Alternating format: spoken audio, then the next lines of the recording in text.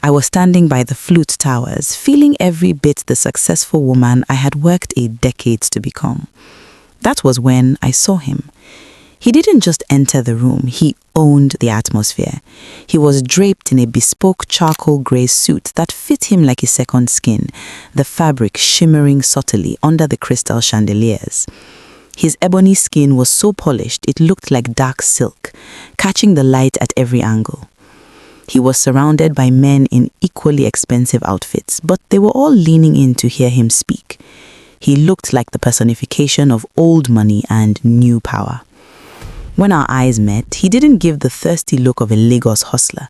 He gave a respectful, measured nod, the kind of look a king gives a queen he recognizes across a battlefield. He walked over, his movements fluid and confident. He introduced himself as a venture capitalist with interests in Singapore and London. His voice was a rich baritone, steady and calming. He spoke about infrastructure and equity, not about himself. By the time the night ended, I didn't feel like I had met a man. I felt like I had found the missing piece of my social and professional puzzle.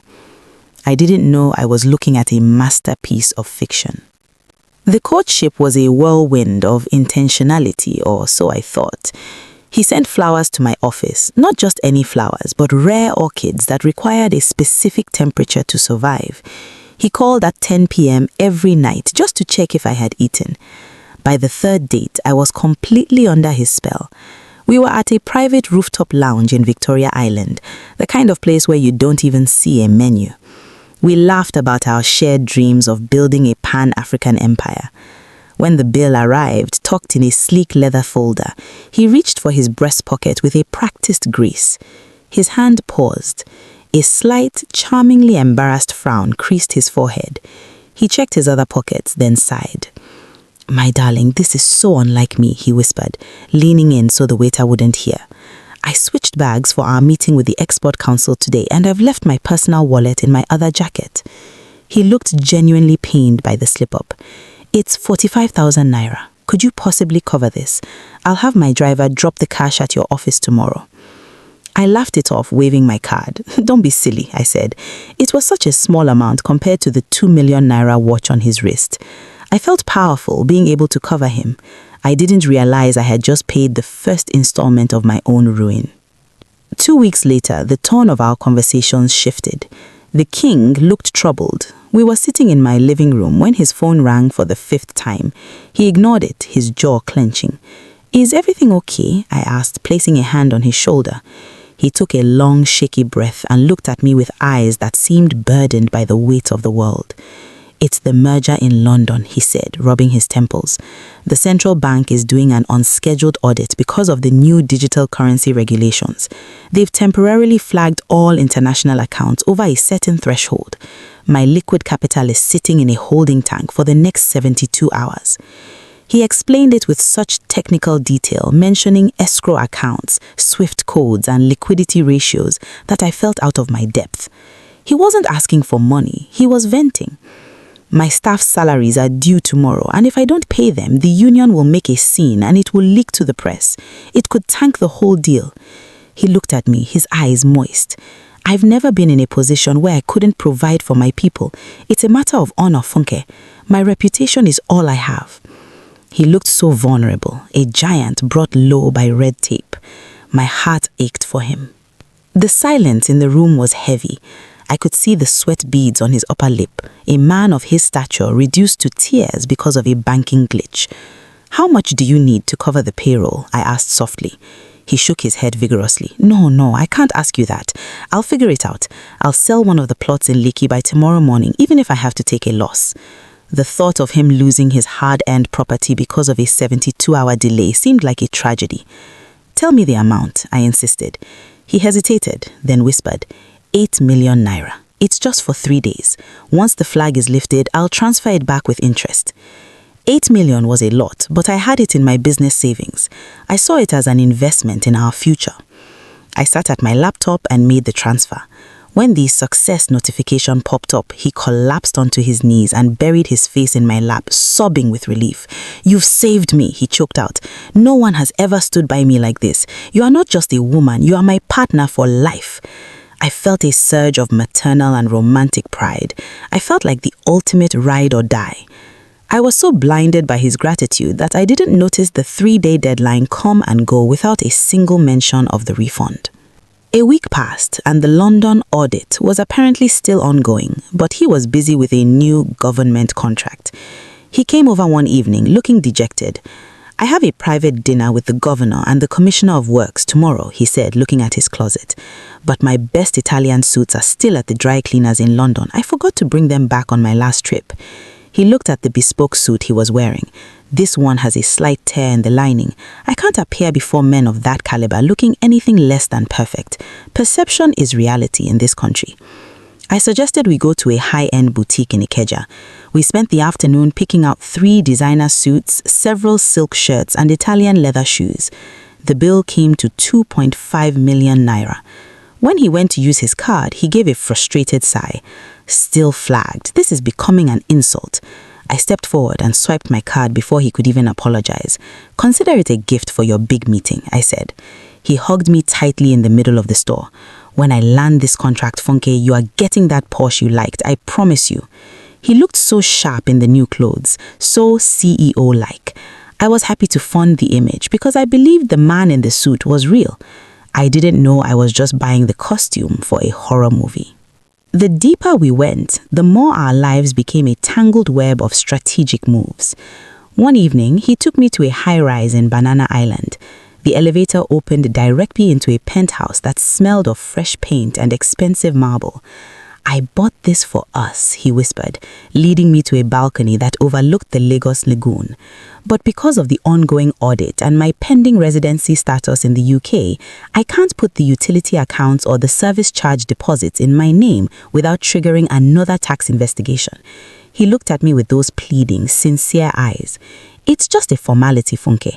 If you put the electricity, the fiber optic internet, and the estate dues in your name, I can move our things in by Monday." The deposit for the service charge alone was 3 million naira. He explained that since he was technically a foreign investor this quarter, having a local Nigerian citizen at the primary contact for the property was standard procedure. I was so flattered by the idea of us and a penthouse in Banana Island that I didn't stop to ask why a billionaire couldn't find another way. I paid the millions in deposits and linked my bank account to the recurring monthly bills. I thought I was securing our nest. I didn't realize I was paying the rent for his next stage of deception. The pinnacle of our power couple image arrived on 4 wheels. He called me from a premium dealership, his voice crackling with excitement. "Funke, they have the limited edition Range Rover autobiography, black on black. It's the perfect car for our arrival at the gala next month." When I arrived at the showroom, the car was breathtaking. But as usual, there was a glitch. The dealership required a local guarantor with a verified 5-year tax history in Nigeria, something his offshore status didn't provide. "If you co-sign the finance agreement, I'll pay the down payment in cash from my local petty cash vault," he promised. I signed the papers, feeling like a supportive wife. However, at the last minute, he claimed his vault keys were at his lawyer's office in Abuja, so to avoid losing the car to another buyer, I paid the 15 million naira down payment. "I'll refund you on Tuesday," he said, kissing my hand. Tuesday went by, then another Tuesday. Soon I was the one receiving the monthly debit alerts for the car note. He was the one behind the wheel, tinted windows up, waving at the world with my money, while I sat in the passenger seat, feeling like I was finally arriving. Betrayal doesn't always start with a lie. Sometimes it starts with a wall built around you. He began to comment on my inner circle with a worried tone. "Your friend Titi, don't you think she asks too many questions about our business?" he asked one night over a dinner I paid for. "I see the way she looks at you. She's not happy for your success, Funke. She's waiting for you to fail so she can feel better about her own stagnant life." He did it slowly, planting seeds of doubt about everyone who had known me before him. He told me that people at our level couldn't trust common people. He called it protecting our energy. When my mother called to ask why I hadn't visited, he would remark that she was emotionally draining me and that I needed to focus on the multi-billion naira moves we were making. I started skipping girls' nights. I stopped picking up calls from my oldest mentors. He became my only source of truth, my only confidant. He created a vacuum where his voice was the only one that mattered. I thought he was shielding me from the world's jealousy. I didn't know he was removing the only people who could see the ghost for what he really was. I should have known when the international business started requiring him to step into the balcony at 2 a.m. One night while he was in the shower, his designer briefcase, the one I had bought him for his birthday, was slightly ajar. I reached in to close it and my hand brushed against something cold and metallic. It was a second phone, a cheap burner model hidden in a secret lining. My heart hammered against the bed like a trapped bird. I didn't want to be that woman, the one who snoops, but the silence of the night felt like a heavy weight. I pressed the home button. It wasn't locked. The messages went about mergers or crude oil. They were strings of messages to 3 different women, all saved under names like Investor 1 and Lekki Project. The last message sent was a photo of the Range Rover, the one I was paying for, with a caption that read, "Just picked up the new toy. Can't wait to take you for a spin this weekend, babe." I felt a wave of nausea, so strong I had to grip the edge of the bed. When the shower stopped, I shoved the phone back and pretended to be asleep. The ghost climbed into bed, smelling of the expensive soap I had purchased, and pulled me close. I lay there in the dark, realizing for the first time that I wasn't his partner. I was his bank. The universe has a way of sending you the truth through the people you try to ignore. My younger sister, Simi, who I had barely spoken to in months, showed up at my office unannounced. She didn't look happy. "Funke, I saw your billionaire yesterday," she said, dropping her bag on my desk. I started to defend him, but she held up a hand. He wasn't at a board meeting. He was at a local bar in Oyimbo, sitting on a plastic chair, wearing that 3 million naira suit you bought him. He was drinking ogogoro with some boys who looked like street touts. She leaned in, her voice trembling with anger. He was bragging to them about how he has found a big fish in Victoria Island who pays for his life. He called you the golden goose. I felt like I had been slapped. "Simi, he has business interests in all sectors," I stammered, the lies tasting like ash in my mouth. "He was probably doing market research." Simi looked at me with pure pity. "Market research in Oyimbo at 11 a.m. on a Tuesday. Funke, wake up. A man who owns oil wells doesn't brag to tout about a woman paying his bills. You aren't dating a ghost, you're dating a parasite." When he returned that evening, the air in the penthouse felt refrigerated. I confronted him, my voice trembling, as I recounted Simi's sighting in Oyimbo. He didn't blink. He didn't even pause. Instead, he let out a long, disappointed sigh, shaking his head as if I had just failed a test of character. "Simi, you're listening to your sister who has been asking me for a job since we met? Funke, I'm disappointed." He stepped into my personal space, his scent, that expensive cologne I had bought, filling my lungs. "I was in Oyimbo because I'm negotiating for the land rights to build a community cold room for the local fish sellers. It's part of my corporate social responsibility. I sit on plastic chairs to show them I am one of them. It's called grassroots diplomacy." He took my face in his hands, his touch soft and deceptive. "Is this how it's going to be? Every time I try to do something noble, you let your small-minded family poison your heart? If you don't believe in my vision, just say so. I'll pack my bags and find someone who understands what it takes to change a nation." He made me feel like the villain. I apologized. I actually apologized for being right. That is the power of a professional scammer. They make your intuition feel like a mental illness. To seal the crack in his mask, he moved to the ultimate distraction, the forever promise. One night, while the Lagos skyline glittered outside our window, he pulled out a tablet. "I've been talking to a wedding planner in Lake Como," he whispered, showing me photos of white villas and crystalline water. "I want to marry you there, Funke. No Lagos noise. Just us, the governor, and a few of my partners from the UK."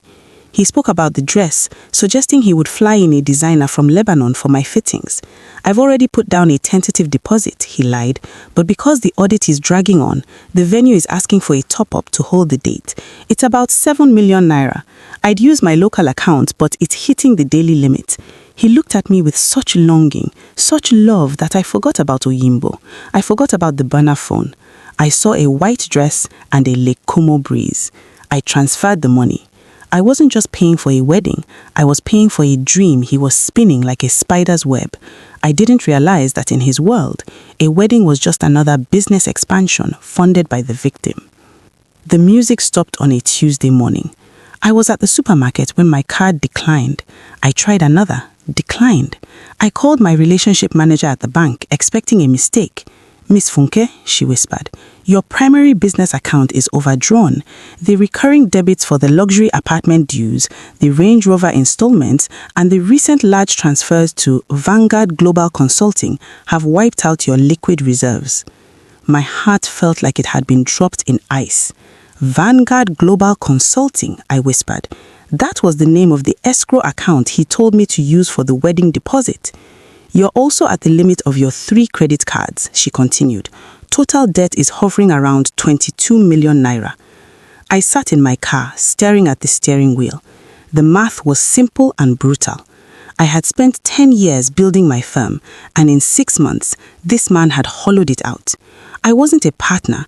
I wasn't a bride-to-be. I was a host being eaten from the inside by a parasite in a designer suit. The panic was a physical weight, but beneath it, a cold, hard spark of reality finally ignited. I told him I was going to a spa. Instead, I drove to the address on the business card he had accidentally left on the dresser, the headquarters of his venture capital firm in Ikoyi. I expected a glass tower with his name in bronze. Instead, I found a dilapidated co-working space. I walked in, my heels clicking on the cracked linoleum. "I'm looking for the CEO of Zenith Equity Partners," I told the receptionist. She didn't even look up from her phone. "We don't have a CEO here. We have a Mr. James who rents a hot desk for 2 hours a week. He hasn't paid his subscription in a month." I showed him his photo. She laughed. "That's him. He tells everyone he's a billionaire. Last week, he tried to convince the cleaner to invest her life savings in an oil block." I stood there, the air conditioning unit humming loudly in the silence. The ghost finally had a face, and it was small, cheap, and pathetic. Everything, the Singapore meetings, the London audits, the government contracts, was a script he had rehearsed 1,000 times. I felt a scream building in my throat, but I forced it down. I didn't want to be the woman who made a scene. I wanted to be the woman who got even. I didn't go home. I went to a small private detective agency I found through a contact I hadn't spoken to in months. I handed the PI a man named Tunde, his name and his photos. "I need everything," I said. 3 days later, Tunde handed me a file. My ghost was actually James Benson, a former hotel porter who had been fired for stealing guest luggage. He had a history. He had been engaged to 4 different women in the last 3 years, all successful, all independent, all now broke. The bespoke suits, borrowed from a high-end dry cleaner where his cousin worked. The Range Rover, he had used my signatures to create a fraudulent lease-to-own agreement where he was the primary operator, but I was the sole financier.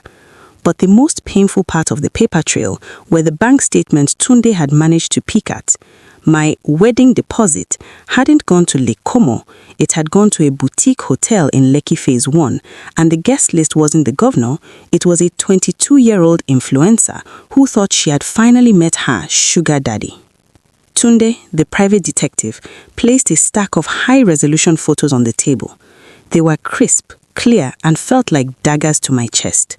In the photos, James, my billionaire, was at a boutique lounge in Lekki, the kind of place where the music is too loud and the lighting is too dim.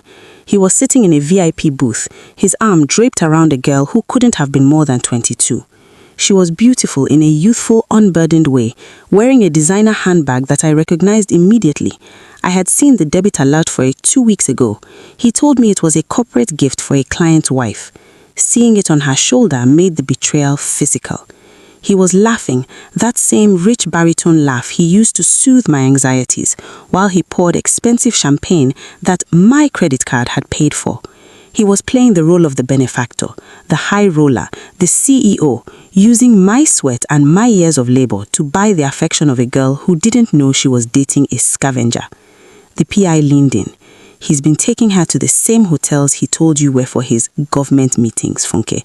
He's living a complete life on your budget. And from what I hear, he's already looking for investor 5. If there is one thing a successful woman knows how to do, it is how to handle a crisis with precision. I didn't go home and break the mirrors. I didn't call him and scream. Instead, I went to my office and locked the door. I called my bank and reported my cards as compromised. I changed every password to my digital life. I contacted the luxury estate management in Banana Island and showed them the fraudulent use of my name. I told them I would be vacating in 48 hours and they should cut the power and water by Friday. I called the dealership and told them the Range Rover had been unauthorized. Most importantly, I began the process of a quiet audit. I moved the remaining balance of my business account into a trust fund that he couldn't touch. I felt like a general preparing for a siege. Every time he texted me that afternoon with, "Hey babe, hope you're having a productive day," I replied with a heart emoji. My fingers felt like ice, but my mind was a fire. I was no longer his bank. I was his predator. I was letting him believe the golden goose was still laying eggs, right up until the moment I would cook his dinner. The ghost came home that night, smelling of that Lekki girl's perfume, but his face was a mask of stress. He sat on the edge of the bed, his head in his hands. "Funke, I'm so close," he whispered.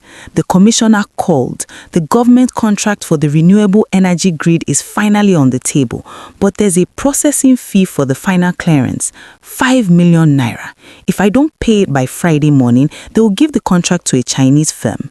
He looked at me, his eyes wide with a desperate, practiced hunger.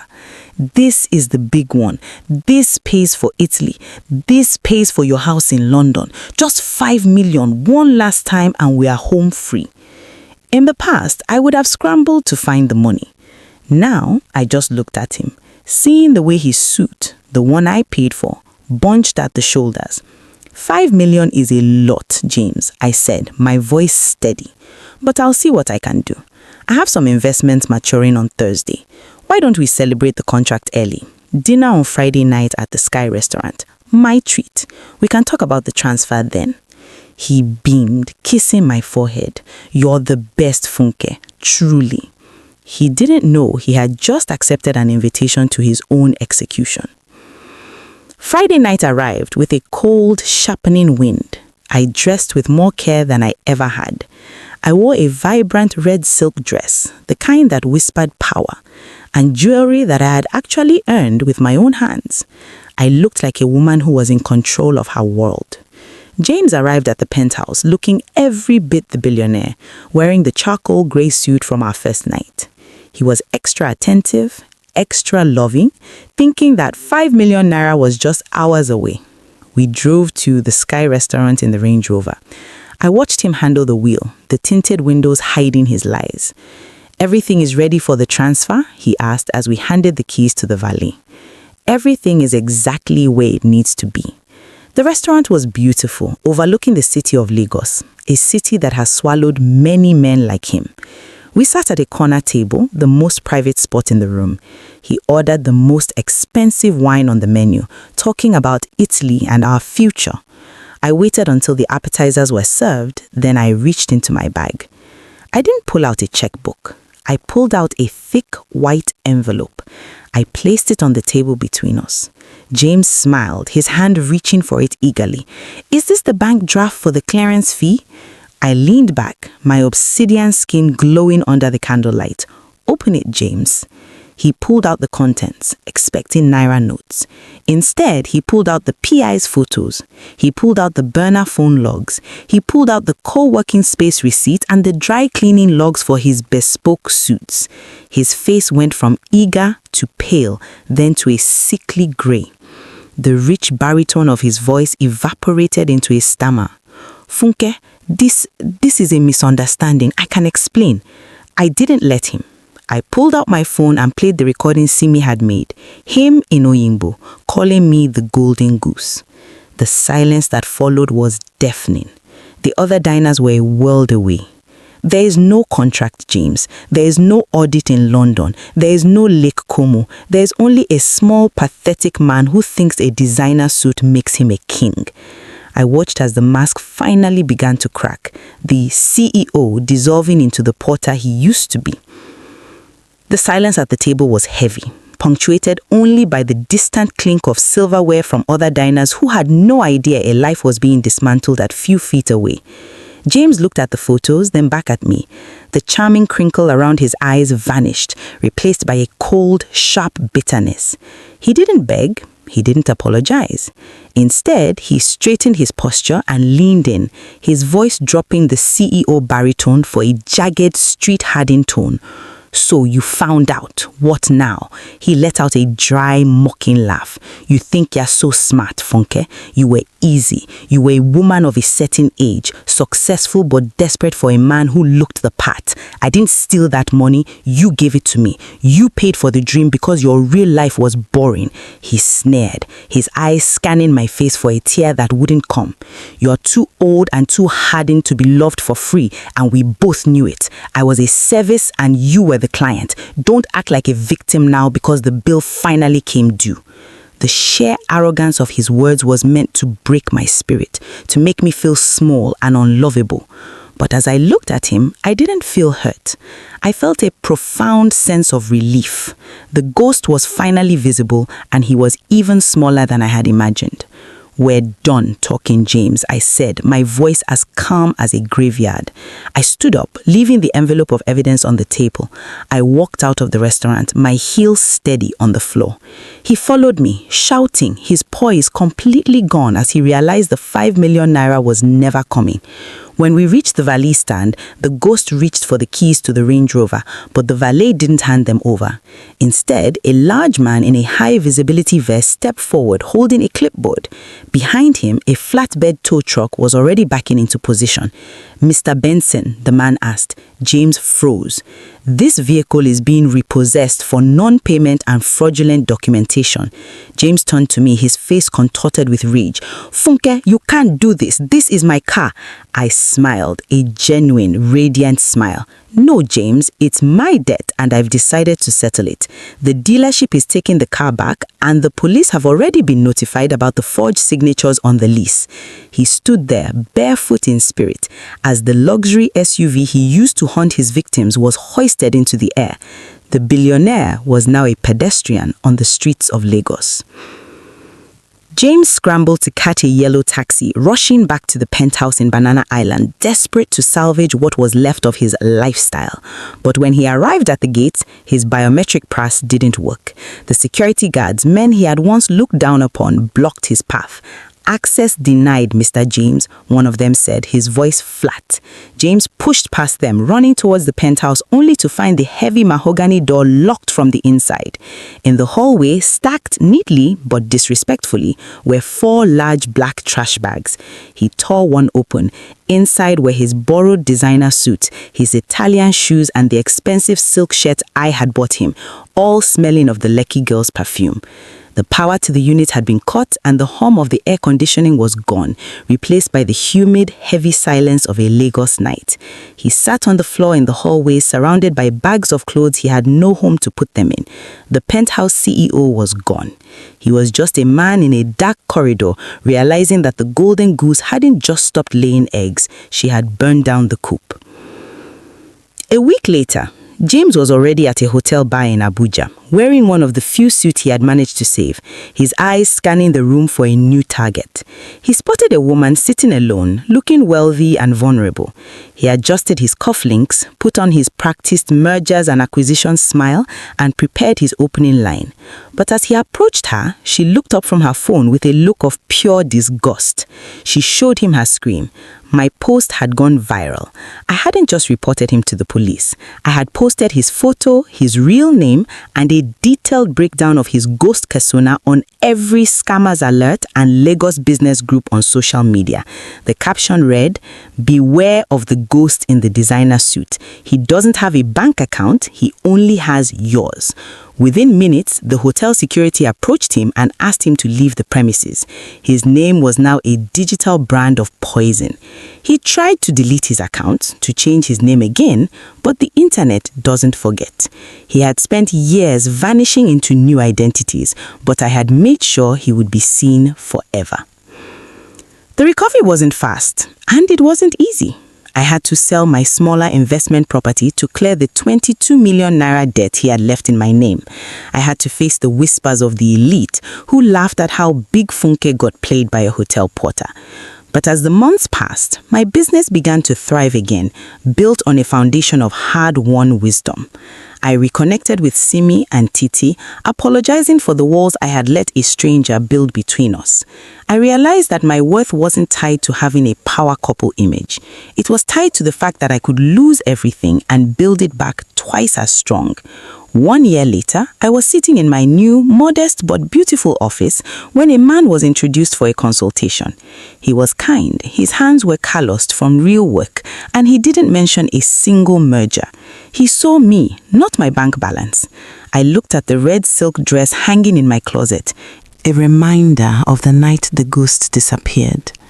I had lost a fortune, but I had kept my life. And in the end, that was the only payout that actually mattered.